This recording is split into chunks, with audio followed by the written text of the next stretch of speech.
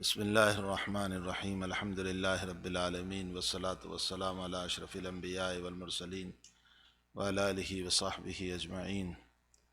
اما بعد اعوذ باللہ من الشیطان الرجیم بسم اللہ الرحمن الرحیم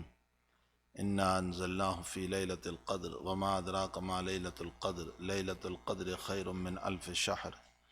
تنزل الملائکۃ والروح فیہا بإذن ربہم من کل امر سلام ہی حتی مطلع الفجر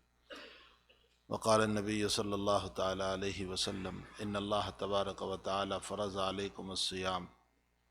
وسننت لکم قیامہ او کما قال علیہ الصلاۃ والسلام رواہ النسائی۔ بزرگان محترم، معزز بھائیو، دوستو عزیزو، اس وقت کوئی لمبی چوڑی تقریر مقصود نہیں ہے، مختصر دو چار باتیں عرض کرنا ہے۔ پہلی بات تو یہ سمجھے کہ اللہ تعالیٰ نے جو زندگی دی ہے وہ بہت قیمتی ہے۔ اس زندگی کی قدر سمجھیں۔ حق تعالیٰ نے خود اس زندگی کی قدر سمجھانے کے لیے قرآن کریم میں ہماری زندگی کی قسم کھائی ہے، والعصر، زمانے کی قسم۔ اس میں حق تعالیٰ نے ہماری زندگی کی اہمیت بتائی ہے۔ آپ یہ اندازہ لگائیں کہ اللہ تعالیٰ نے جتنی نعمتوں کو پیدا کیا ہے ان سب کا تعلق جو ہے وہ اس پر ہیں کہ اپنے رب کے ہم شکر گزار بندے بن جائیں، اللہ تعالیٰ کے شکر گزار بندے بنے۔ اسی پر حق تعالیٰ جل شانہ و عم نوالہ نے ساری نعمتوں کو ہمیں عطا فرمایا ہے۔ اگر اللہ اپنے آفتاب اور سن کو طلوع کرنا بند کر دے اور من کو نکالنا بند کر دے، اور حق تعالیٰ نے جو ہمیں آنکھیں عطا فرمائی اچانک ہماری آنکھوں کی روشنی کو کھینچ لے، اور اللہ نے جو ہمیں صحت اور عافیت عطا فرمائی ہے اس کو کھینچ لے، اور ہمارے پاؤں کی قوت کو سلب کر لیں، تو خدا پاک کی قسم ہم اتنے مجبور اور معذور ہو جائیں گے کہ کسی کام کے نہیں رہیں گے۔ یہ جو زندگی ہمیں عطا فرمائی ہے، اور جو صحت، جو عافیت، جو دیکھنے والی آنکھیں، جو چلنے والے پاؤں، اور جو طلوع ہونے والا آفتاب اور سن، یہ سب جو رب کریم نے ہمیں عطا فرمایا ہے، ہمیں اس پر اللہ کے بے حد شکر گزار ہونا چاہیے۔ شکر گزاری اللہ کی بہت بڑی نعمت ہے، بہت بڑی اللہ کی نعمت ہے۔ جو شکر ادا کرتا ہے اللہ تعالیٰ اس کے ہر چیز میں اضافہ کرتا ہے، اس کے عمر میں اضافہ کرتا ہے، اس کی صحت میں اضافہ کرتا ہے۔ لئن شکرتم لازیدنکم، اگر شکر گزاری کریں گے تو انشاءاللہ تعالیٰ صحت میں اللہ تعالیٰ برکتیں عطا کرے گا۔ پھر حق تعالیٰ جل شانہ اپنے رب کو منانے کے لیے کچھ ٹائم دیتا ہے۔ مثلا جمعہ کا دن دیا ہے کہ جس میں ہم اپنے رب کو منائیں، جس میں ہماری دعائیں قبول ہوتی ہیں۔ جمعہ کے دن تھوڑا سا وقت ہے جس میں دعائیں قبول ہوتی ہیں۔ اس کے علاوہ شب برات ہمیں دی تھی تاکہ ہماری دعائیں قبول ہو۔ پھر حق تعالیٰ نے ہمیں رمضان کا مبارک مہینہ عطا فرمایا۔ جب کوئی سیزن دنیا میں چلتا ہے کاروبار والوں کا، تو اس موقع پر کاروبار والے کہتے ہیں کہ بھئی ہم اس وقت جو ہیں سیزن میں مشغول ہیں،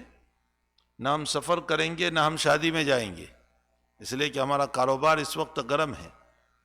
تو سیزن کے موقع پر لوگ شادیوں میں نہیں جاتے، کاروبار نہیں کرتے۔ حق تعالیٰ نے بھی ہماری مغفرت کے لیے یہ مہینہ مبارک عطا فرمایا، اور اس مبارک مہینے میں بھی خصوصاً آخری عشرہ جو انتہائی قیمتی عشرہ ہے، اور اس میں اللہ تعالیٰ نے شب برات کو شب قدر کو رکھا ہے۔ اب ہمیں نہیں معلوم کہ کون سی رات ہے، ہو سکتا ہے 21 ہو، 23 ہو، 25 ہو سکتا ہے آج کی رات ہو، اس لیے کہ ہمارے بعض اکابر اور بعض صحابہ کا رجحان یہی تھا کہ 27 میں شب قدر ہوتی ہے۔ تو اللہ تعالیٰ نے یہ مبارک رات عطا فرمائی ہمیں، اور پھر بڑی برکت اس میں یہ ہوئی کہ آج ہم نے قرآن ختم کیا۔ یہ اور بھی بہت بڑی رحمت اور سعادت ہوئی کہ ہم نے آج قرآن کریم کو ختم کیا ہے۔ یہ اللہ کا انتہائی درجہ انعام ہوا۔ خوش نصیب ہے وہ لوگ جنہوں نے پابندی کے ساتھ تراویح پڑھی، اور جنہوں نے مبارک کلام پاک کو سنا، اور آج ان کا قرآن کریم ختم ہوا سننے کے اعتبار سے۔ جہاں حفاظ کرام نے پڑھا ہے قرآن کریم، وہاں سننے کے اعتبار سے ان کا قرآن مکمل ہوا۔ تو یہ انتہائی سعادت اور مبارک بادی ہے۔ انسان اپنے رب سے قریب ہوتا ہے سجدوں میں۔ انسان جو ہے، ابھی آیت پڑھی گئی تھی جس کے اندر ہم نے پڑھا وسجد واقترب، سجدے کرو اللہ سے قریب ہو جاؤ، سجدے کرو اللہ تعالیٰ سے قریب ہو جاؤ۔ معلوم ہوتا ہے کہ سجدوں میں بندہ اللہ سے قریب ہوتا ہے۔ تو ہم نے روزانہ تراویح میں کتنے سجدے کیے؟ ہم نے تراویح کے اندر 40 سجدے کیے روزانہ۔ ہمارے اکابر فرماتے ہیں کہ ہر سجدے پر انسان کو روحانی ترقی ہوتی ہے۔ تو روزانہ 40 سجدوں پر اللہ کی قربت نصیب ہوئی۔ تو اس حساب سے آپ گن لیجئے کہ 40 کو 27 میں ضرب دے دو، آج 27ویں تراویح ہم نے پڑھی، تو 40 کو 27 میں ضرب دے دو تو بے شمار سجدے ہم نے اللہ تعالیٰ کے سامنے کیے ہیں، اور اللہ کا قرب، اللہ کی نزدیکی حاصل کرنے کے لیے ہمارے آقا محمد الرسول اللہ صلی اللہ تعالیٰ علیہ وسلم جب معراج میں تشریف لے گئے تو نماز کیسے ملی؟ میں مختصر اشارہ کروں، نماز ملی کیسے؟ حضور پاک صلی اللہ علیہ وسلم جب اللہ تعالیٰ سے اتنے قریب ہوئے کہ فکان قاب قوسین او ادنیٰ، اللہ تعالیٰ سے 2 کمان کے برابر فاصلہ رہ گیا، اتنے قریب ہوئے۔ اس موقع پر عالم بذات الصدور نے نبی علیہ السلام کے دل کی بات کو جان لیا۔ حضور پاک صلی اللہ علیہ وسلم کے دل میں یہ خیال گزرا کہ اللہ، مجھے جو آج تیری قربت نصیب ہوئی، تیری نزدیکی نصیب ہوئی، اور میں تیرے اتنے قریب ہو گیا، تو میری امت کو یہ مقام کب ملے گا؟ ہر شفیق باپ کو اپنی اولاد کی فکر ہوتی ہے، ہر شفیق استاذ کو اپنی اولاد کے، اپنے شاگردوں کی فکر ہوتی ہے۔ تو نبی علیہ السلام سے بڑھ کر شفیق کون تھا؟ آپ شفیق استاذ بھی ہیں، شفیق باپ بھی ہیں، شفیق پیر بھی ہیں۔ آپ کو اپنی امت کی فکر ہوئی کہ اللہ تو نے جو مجھے مقام عطا کیا کہ میں اتنا قریب تجھ سے ہو گیا کہ جہاں جبریل بھی نہیں آ سکے۔ جبریل امین علیہ السلام نے سدرۃ المنتہا پر ساتھ چھوڑ دیا تھا اور یہ کہا تھا کہ اب آپ جا سکتے ہیں، جبریل نہیں آ سکتا، اور اگر جبریل اس سے اوپر چلے گا تو اس کے پر جل جائیں گے۔ تو جس مقام پر جبریل نہیں جا سکے وہاں نبی اکرم صلی اللہ علیہ وسلم پہنچے ہیں، اور بالکل قریب ہوئے تو خیال سا گزرا کہ اے اللہ، تو نے جو مقام مجھے نصیب کیا ہے، یہ مقام میری امت کو کب ملے گا؟ حق تعالی علیم بذات الصدور ہے، اس دل کی بات کو جان لیا اور فوراً نماز عطا فرمائی اور ارشاد فرمایا کہ میرے محبوب، میں ایک عمل دیتا ہوں تیری امت کے لیے، اگر تیری امت وہ عمل کرے گی اور جب سجدے میں جائے گی تو تجھے اس وقت جو مقام ملا ہے میری قربت اور نزدیکی کا، تیری امت کو سجدوں میں وہی مقام نصیب کر دوں گا۔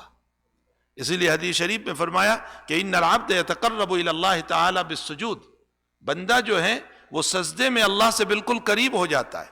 خود اللہ تعالیٰ کہتا ہے کہ سجدے میں تم مجھ سے قریب ہوتے ہو۔ تو ہم نے تراویح میں نماز کتنے سجدے کیے، روزانہ 40 کے حساب سے ہم سجدے کرتے رہے اور اللہ تعالیٰ کا قرب ملا، یہاں تک کہ آج 27 میں ہم پہنچے۔ تو آج کی ایک تو رات بھی مبارک ہے، ہو سکتا ہے آج شب قدر ہو سکتا ہے آج شب قدر ہو، پھر اسی کے ساتھ ساتھ ختم قرآن بھی ہے، جو ختم قرآن ہوا اسی کے ساتھ بڑی سعادت یہ ہوئی کہ آج تک میں کتنے سجدے کر سے اللہ کی قربت نصیب ہو گئی۔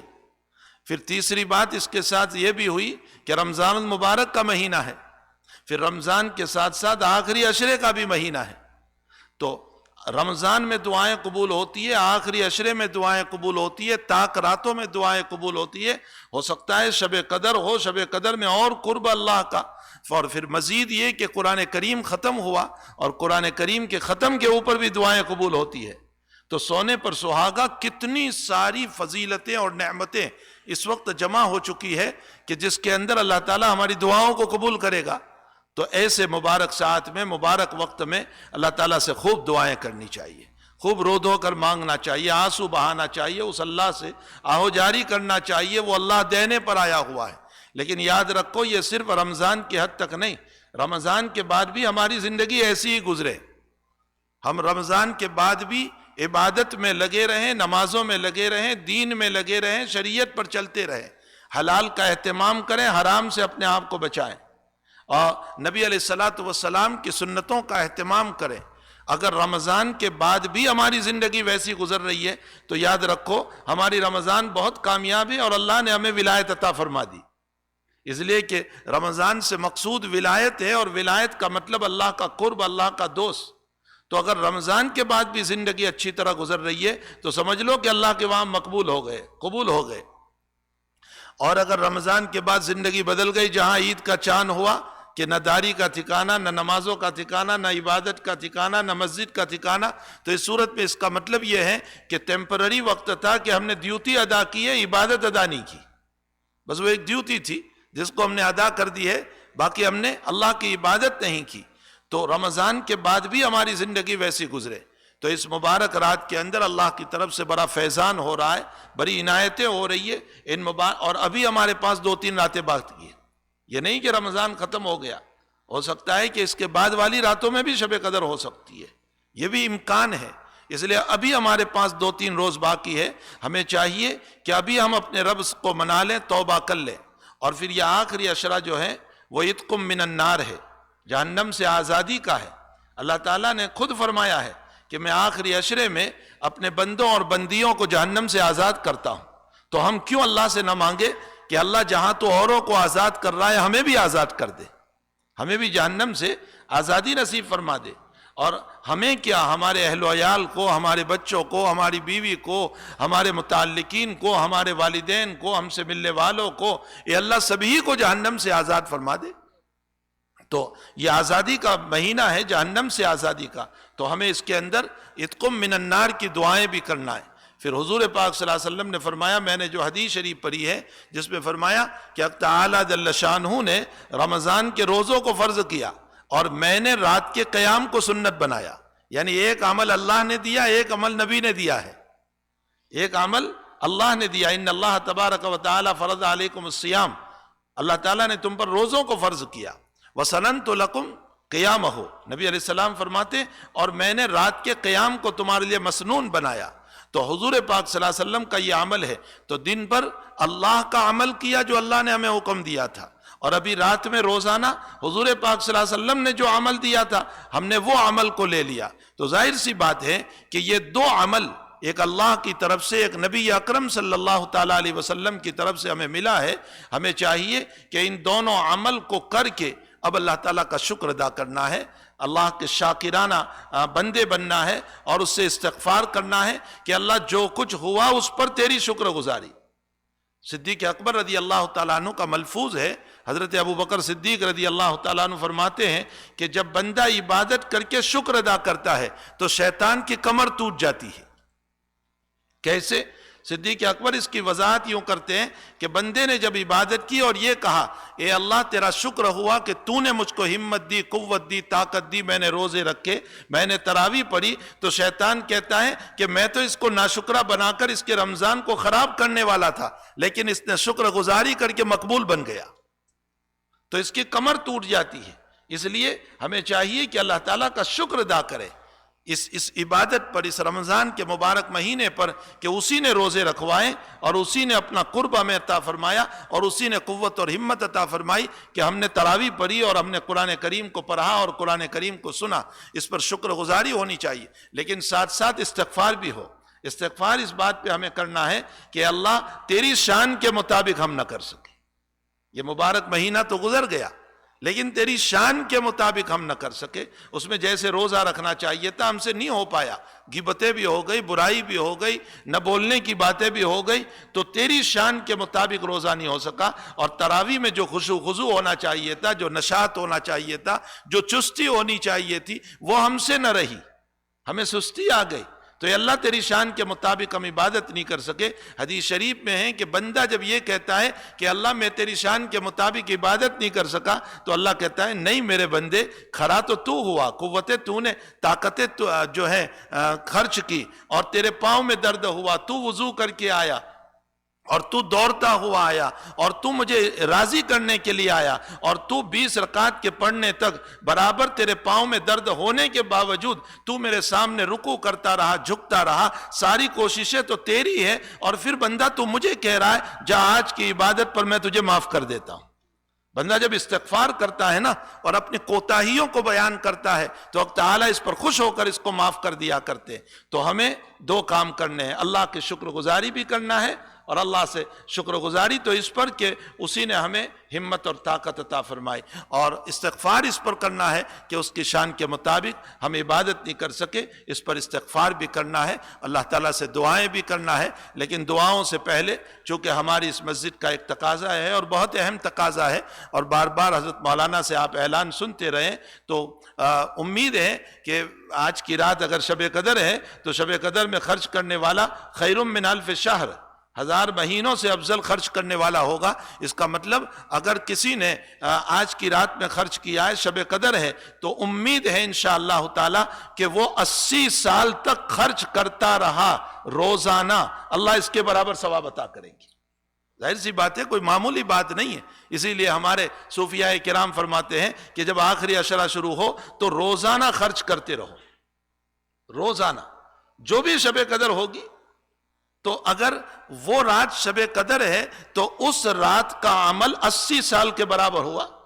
یعنی 1000 مہینے جو ہے نا اس کا شمار 80 سال سے کچھ زیادہ ہو جاتا ہے، تو اس کا مطلب میں نے اگر آج کی رات میں $100 خرچ کیے، اس کا مطلب میں 80 ایئرز تک روزانہ $100 دیتا رہا، اللہ اس کے برابر ثواب عطا فرمائیں گے۔ یہ کوئی معمولی چیز نہیں ہے، انسان اگر اس بات کو سمجھ لے تو حقیقت یہ ہے کہ اس کا دل کھل جاتا ہے، اس کا ضمیر، اور ضمیر سے بڑھ کر جیب بھی کھل جاتا ہے۔ جب انسان اگر اس بات کو سمجھ لے تو اس کے لیے دینا آسان ہو جاتا ہے، اور اگر حباً جما، مال کی محبت میں اگر گرویدہ ہو جاتا ہے تو پھر ہزاروں شب قدر مل جائیں اور ہزاروں فضیلتیں اللہ قرآن میں بیان کر دیں، لیکن میرا جیب بخل کی وجہ سے کھلنے والا نہیں ہے۔ تو اللہ کے راستے میں خرچ کرنا، اور خصوصاً اس کی مسجد پر خرچ کرنا، یقیناً یہ بہت بڑے ثواب کا ذریعہ ہے۔ اللہ تعالی ہم تمام کو اسی کا دیا ہوا مال ہے، میرا آپ کا کچھ نہیں ہے۔ آئے تھے تو بغیر کپڑوں کے، جائیں گے تو بغیر کپڑوں کے، آئے بھی تھے اسی عالم میں اور جائیں گے بھی اسی عالم میں، سب کچھ یہیں چھوڑ کر کے ہمیں جانا ہے، تو جو کچھ ہے ہم بینک آف آخرت میں جمع کرا دیں۔ جو آخرت کی بینک ہے ہماری، اس میں حق تعالی جل شانہ کے دربار میں جمع کرا دیں، وہ تو وہیں پتہ چلے گا جب ہمارا ایک ایک عمل اور ایک ایک روپیہ اور ایک ایک ڈالر جب وہاں ہمارے سامنے آئے گا تو ہمیں پتہ چلے گا کہ کتنی بڑی چیز ہے۔ ایک آخری حدیث سنا کر کے بات ختم کروں۔ جب انسان کو قبر میں رکھا جاتا ہے تو اس موقع پر اس کے دائیں طرف سے یعنی رائٹ کی طرف سے اس کی نماز کھڑی ہو جاتی ہے کہ میں عذاب کو آنے نہیں دوں گی، اور اس کے بائیں طرف سے یعنی لیفٹ کی طرف سے اس کا جو ہے روزہ کھڑا ہو جاتا ہے، ڈھال بن جاتا ہے، اور اس کے پاؤں کی طرف سے اس کی زکوٰۃ اور حج کھڑی ہوتی ہے۔ اس میں فقہاء نے اور محدثین نے یہ لکھا ہے کہ پاؤں کی طرف سے زکوٰۃ اور حج اس لیے کھڑی ہوتی ہے کہ اسی پاؤں سے دوڑ دوڑ کر کما کر اللہ کے راستے میں خرچ کیا تھا، تو وہ مال جو ہے وہ پاؤں کی طرف سے آتا ہے، اور اس کے سر کی طرف سے تلاوت قرآن آتا ہے، اس لیے کہ قرآن جو ہے ہمارے سروں میں ہوا کرتا ہے، ہمارے دماغوں میں ہوا کرتا ہے، ہمارے دل میں ہوا کرتا ہے، تو سر کی طرف سے قرآن کریم آتا ہے، گویا چاروں طرف سے باؤنڈری ہو جاتی ہے ہماری عبادت کی، اور قبر میں ہماری حفاظت ہو جاتی ہے۔ حق تعالی دنیا میں بھی ہماری حفاظت فرمائے، قبر میں بھی حفاظت فرمائے، آخرت میں بھی حفاظت فرمائے، حشر میں بھی حفاظت فرمائے، اور اپنا فضل کرم فرما کر جنت الفردوس عطا فرمائے۔ اور عالم کے لیے دعا کرنا ہے کہ پورا عالم اس وقت اور خصوصاً امت مسلمہ جو ہے پوری دنیا کے اندر مظلومیت کے حالات میں ہے، اور انتہائی درجہ مصائب اور پریشانیوں میں زندگی گزار رہی ہے، اور مظلومیت کی زندگی گزار رہی ہے۔ کئی جگہ وہ ہیں کہ جہاں روزانہ زمین خراب ہوتی جا رہی ہے مسلمانوں کے خون سے